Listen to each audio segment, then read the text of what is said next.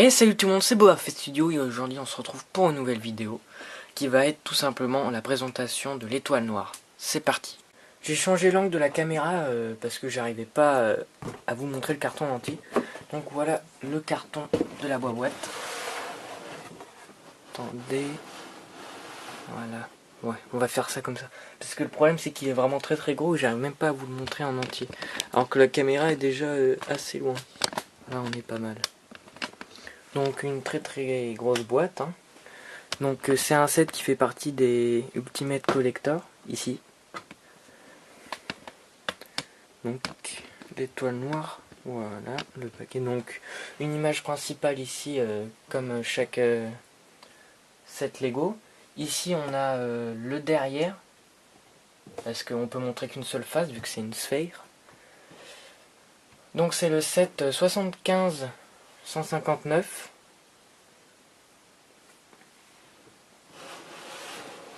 Je vais vous montrer le derrière. Donc là il y a pas mal de trucs à montrer. Parce qu'ils ont détaillé toutes les petites scènes. Désolé s'il y a le petit truc sur le côté. Ah bah ça va, ouais, c'est bien quand même. Donc là on peut voir l'arrière de l'étoile noire avec toutes les petites scènes. Donc tous les trucs que je vais vous montrer après en vrai. Donc qui montrent les différentes scènes. Je vais pas toutes vous les dire parce qu'on va y passer 3 heures. Et donc déjà que c'est une assez grosse boîte. À l'intérieur je vous dis pas toutes les pièces qu'il y avait. Je vous montre. Alors c'était réparti d'une façon assez originale, j'avais jamais vu ça. Donc on avait le manuel dans ce grand carton blanc. Je vais pas réussir à vous le montrer. Attendez, je vais le mettre comme ça. Carton comme ça. On avait le manuel que je vais vous montrer après, il est juste énorme.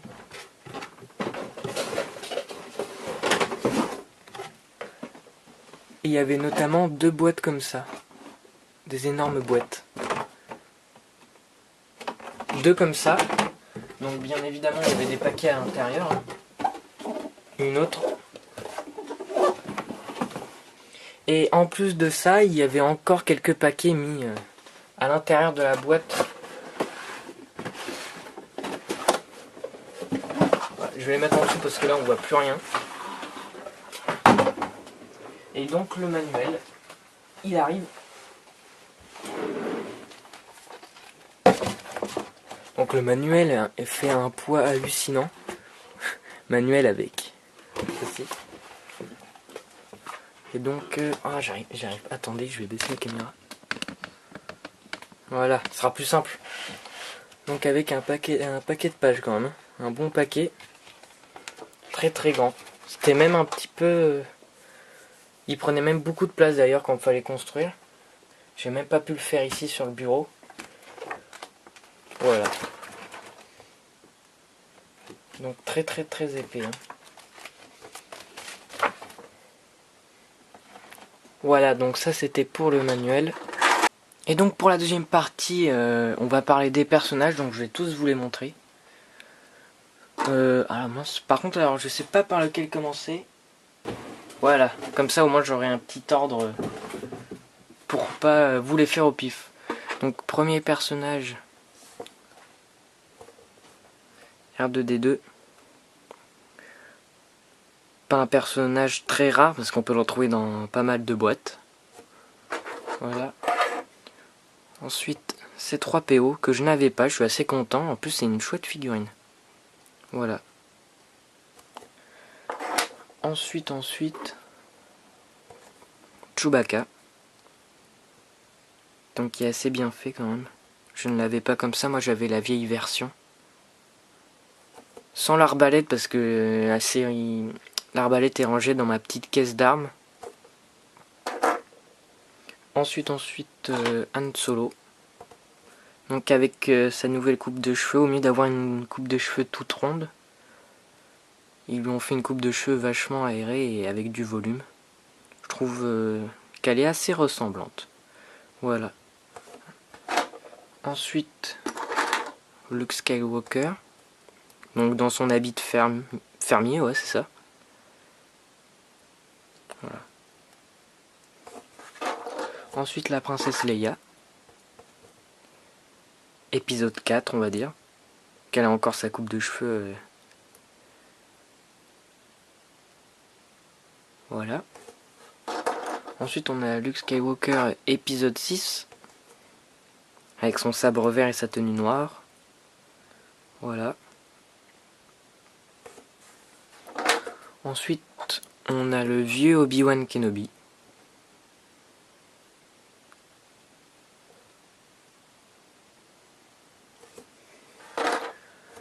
Ensuite des personnages très rares qu'on peut avoir que dans ce set.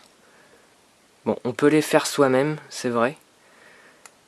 Han Solo déguisé en Stormtrooper et il y a aussi Luke déguisé en Stormtrooper. Donc avec leur casque, on peut les changer. Et du coup ça nous fait des Stormtroopers en plus. On est content. Voilà. Passage de 2 personnages en même temps, mais bon, c'est pas grave. Ensuite on a ce droïde. C'est un droïde impérial astromech.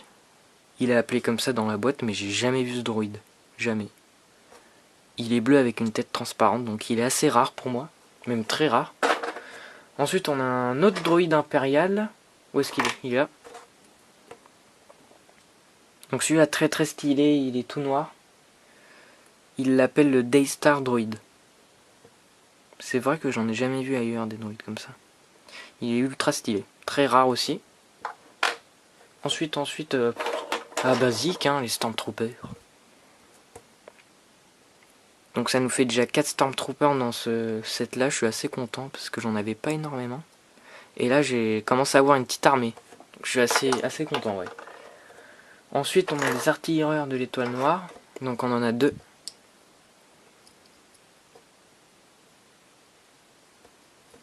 Voilà.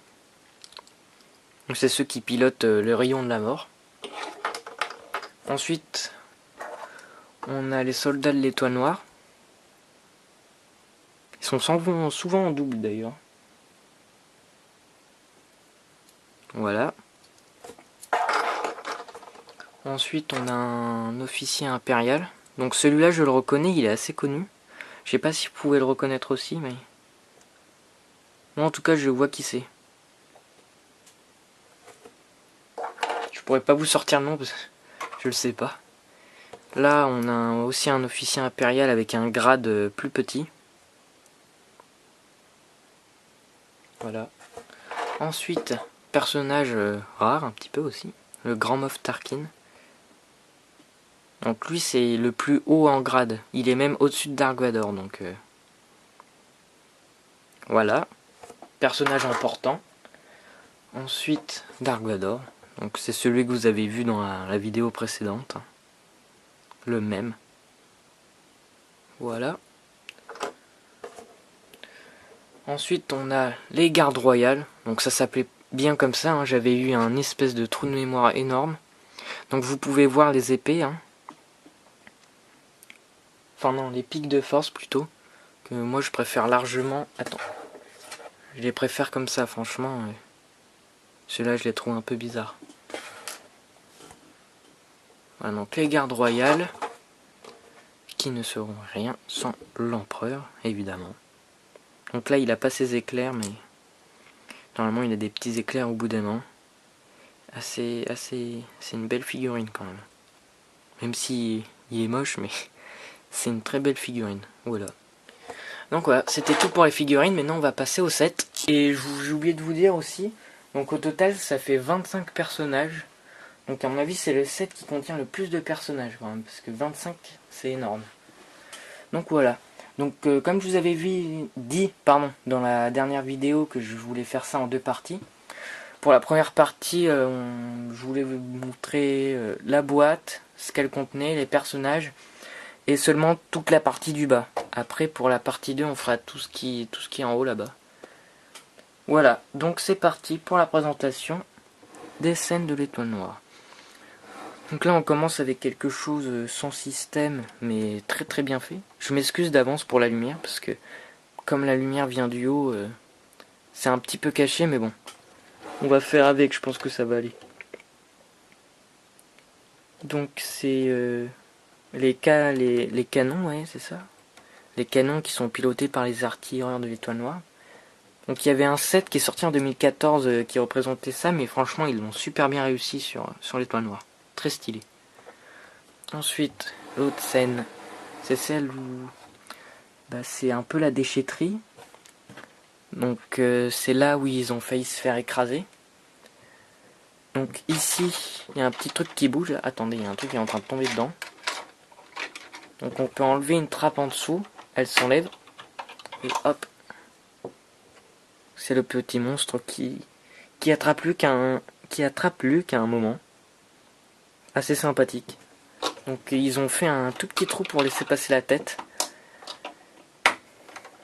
Donc voilà. On a un système pour ouvrir la porte au fond. Qui marche super bien.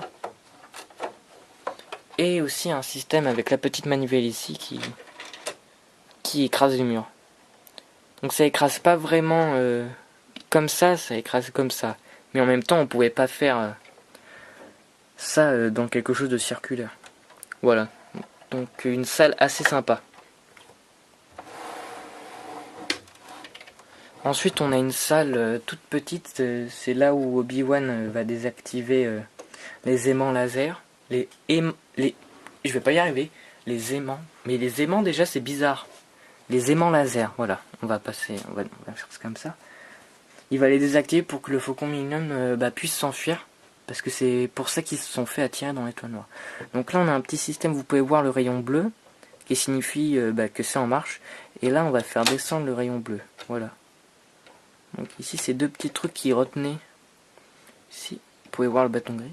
Donc c'est qu'une seule pièce. Et en fait à ce moment là il n'y a plus que le petit bâton gris. Et on va coincer la pièce bleue. Voilà. Et ça va rester comme ça. Donc c'est assez sympa et vachement bien fait. Donc là on passe à une autre scène. C'est celle où Luke et Leia font un saut dans le vide à l'aide de la petite corde. Donc une scène super bien représentée. Donc on peut voir les... Moi dans mon souvenir il n'y en avait que 2. Mais là il y en a 4 ici. Tiens d'ailleurs celle-là on la voit un petit peu mal. Voilà. Donc on imagine qu'ils peuvent sauter d'ici. Et en gros ils font tout le chemin ici avec le petit fil. Ils font un peu Tarzan hein, mais bon. Donc c'est vraiment super beau. Entre les petites aérations ici. Les colonnes lumineuses. C'est vraiment super bien fait. C'est une scène que je trouve vraiment belle.